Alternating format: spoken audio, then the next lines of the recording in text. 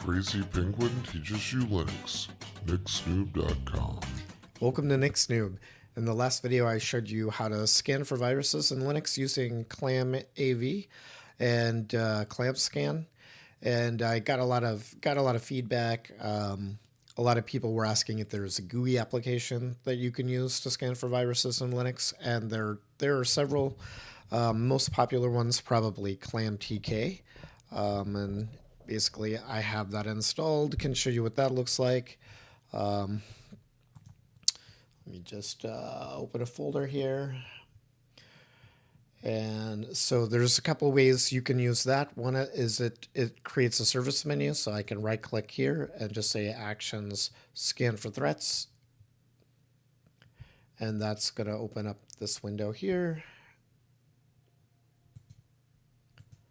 As soon as it actually starts scanning, there we go, and we can see it scanned and there were no threats found. We can also run that another way. When you install ClamTK, it installs under your utilities. Yep, ClamTK. And here you can just go scan a directory and select a directory like a desktop directory. Let's go exif test and say OK.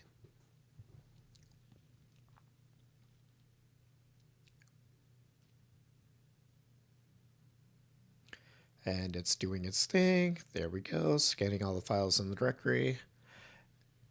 And no threats found.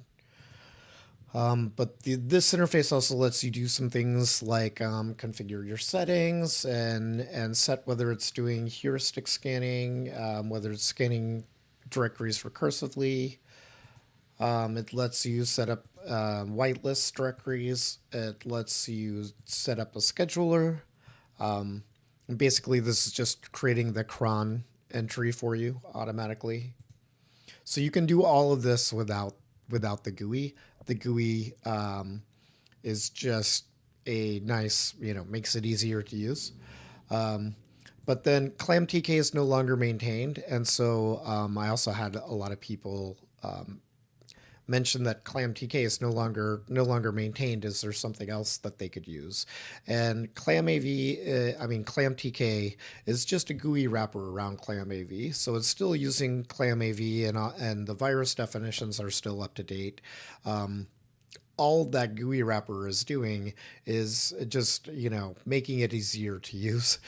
So the fact that that's no longer maintained, I wouldn't say that that's a big problem. You can still use ClamTK if you like it. But then it's also really easy in KDE to basically take any command line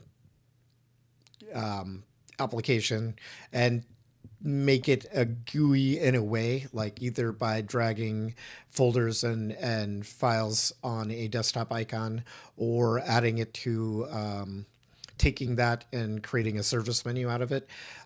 So just to show you real quick, if we were to run let me go back to that folder.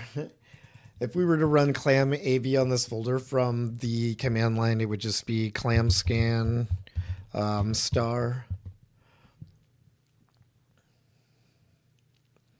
And so it's got to load the definitions, which takes it a second. And then it's going to scan all the files and give us a summary. So all ClamTK is it's making a wrapper for that, but we can do that ourselves really easily.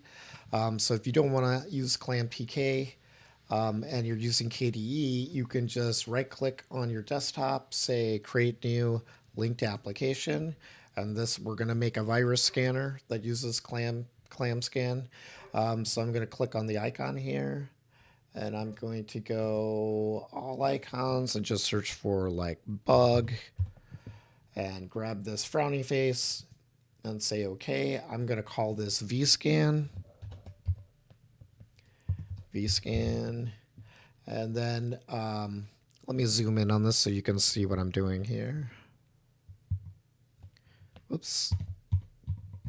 There we go. Okay, so I set an icon, gave it a name, then I'm going to click on application and give it the same name here, vscan. And then we could add comments and give it a generic name. Generic name, sure, vscan. And then environment variables. We don't need anything there. Our program is just ClamScan. And then our arguments, we want it to recursively scan directories. So I'm going to go -r.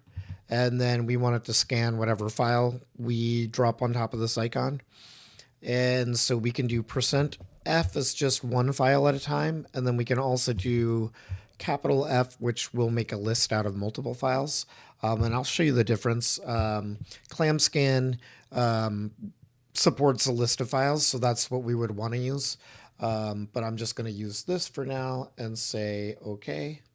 We could also set MIME types here, which really we don't need to do since we're just scanning whatever we're dropping onto the icon. But if we wanted to turn this into a service menu, adding MIME types here makes it easier when we go to do that. So in this instance, I would want octet stream, application octet stream, which is basically every file. And then I'd also want directories, which is going to be inode/directory or inode directory. And that would allow me to do all folders. So having these two in here will just make this a better starting point if I want to turn this desktop icon into a service menu. But really for our needs here, we don't need that. So I'm going to say OK. And then I'm going to zoom out here. Okay, so we have our icon now. Oh, one more thing. Go back to properties here, application. We want that to open in a terminal, and we want it to leave the terminal open. So I'm going to go advanced options, run in terminal, do not close when command exits. That's just because if I drag and drop this on here, it's going to load its virus definitions. So already our desktop icon is working. We just dragged a file to be virus scanned. It's scanning it. And if I didn't set the run in terminal and leave the terminal open, this window would disappear as soon as it's done running the scan. So we definitely want to keep that open so we can see whether we had any viruses or not. And so because I did the small %F, if I drag two files onto this, you'll see it just opened multiple instances. So two terminal windows, and each terminal window is scanning a single file, which is fine. But if I was doing a bunch of things, yeah. So we're going to change that. We're going to right click on this and go properties and say application and just change that %F to lowercase f to %F. Now if I'll just take a bunch. Now if I take a bunch of files and drag it on there, that gets passed into as a list, so you can see we only have one window that got opened. And as soon as it's done scanning, you'll see it's scanning all the files that I dropped on that icon. And then if we come drag this like a folder here, you'll see it's going to scan that whole folder. So super simple to kind of make our own wrapper. It's a little bit more involved if we want to take it and make it into a service menu. And I've already done that. So I can show you the difference between the desktop icon we just made and how it needs to be a service menu. If I open this right here and just right click and say actions, you can see I have vscan there. And while that's running, if I right click, I also have the scan for threats that came from ClamTK. ClamTK automatically installs a service menu for you. So if you want to take your desktop icon and turn it into a service menu, let me just pull up, actually I'll do this in Kate. So your service menus are going to be under user share, KIO service menus. And so here's the desktop. If we look at this, this is actually a .desktop file. If we go look at our desktop you can see that this is a vscan.desktop. It just hides the .desktop when it's on your desktop. So this desktop file that we created using the GUI built into KDE, if I open that with Kate, this is what we have. And then I'm going to split, and I am going to open this vscan desktop here. Okay, so now we can see the difference. So basically the desktop icon that we just made, it's got desktop entry, and then the comment that we didn't fill out, the executable, the generic name, the MIME type. So the only difference between this and this is that under desktop entry here, we only have the MIME type, and then we've changed type to service, where here type is application. So we've moved this up to here, changed that to service. And then we've added an action. And then everything else that was here, we basically, we create a desktop action that has a name. And then all the other stuff goes in there, and I remove the stuff that isn't needed. And for your service menu, the open in a console and keep console open doesn't translate. So what we have to do there is we have to change that to console, and then -- hold, and then -e. So basically we're changing our exec from just clam scan. We're prefixing it with this, which just basically tells it to open in the console and not close when it's done. The rest of it is the same.